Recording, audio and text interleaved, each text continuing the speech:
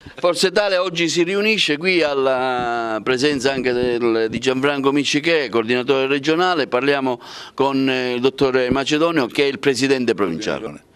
Sì, oggi siamo alle battute finali. Miccichè vi ha raccontato un po' le vicissitudini delle ultime 24 ore.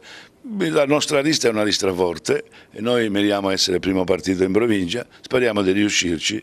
Forza Italia contribuirà in maniera determinante all'elezione del Presidente e se il trend è quello che è andremo a vincere finalmente e potremo ribaltare la situazione che abbiamo in questa Sicilia, che è stata depredata dei suoi veri valori economici, sociali e politici da un'amministrazione scellerata e sconsiderata che ci ha preceduti. Ecco, tra le candidate scelte da Forza Italia c'è la dirigente scolastica, la dottoressa Patrizia Marino, ritorna in campo dopo l'esperienza di 5 anni fa.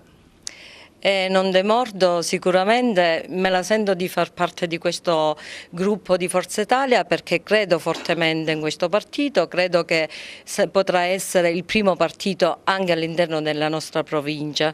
Combatteremo e raccoglieremo tutto quello che possiamo e sono molto fiduciosa. Ritengo e credo molto a quello che ha detto Miccichè, il coordinatore regionale. Abbiamo una lista competitiva, molto forte, puntiamo ovviamente al primo partito.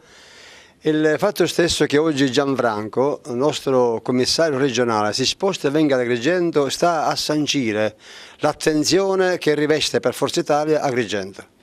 Agrigento non solo per il risultato politico ma per la storia politica della stessa. Per quanto riguarda i candidati abbiamo più persone disponibili di quanto siano i posti e stiamo cercando di rappresentare tutto il territorio.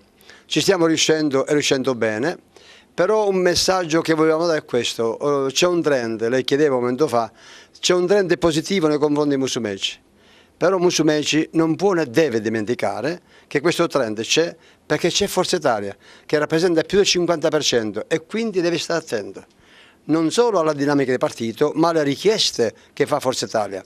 Noi siamo un partito democratico e vogliamo che lo stesso Presidente, futuro Presidente, si comporti come tale. Io ho preso questa candidatura al meglio dei modi perché all'interno di una provincia già dimenticata dalle vicende regionali, sciacca all'interno, eppure una parte di questa provincia dimenticata anche dalle istituzioni e da tutti quanti.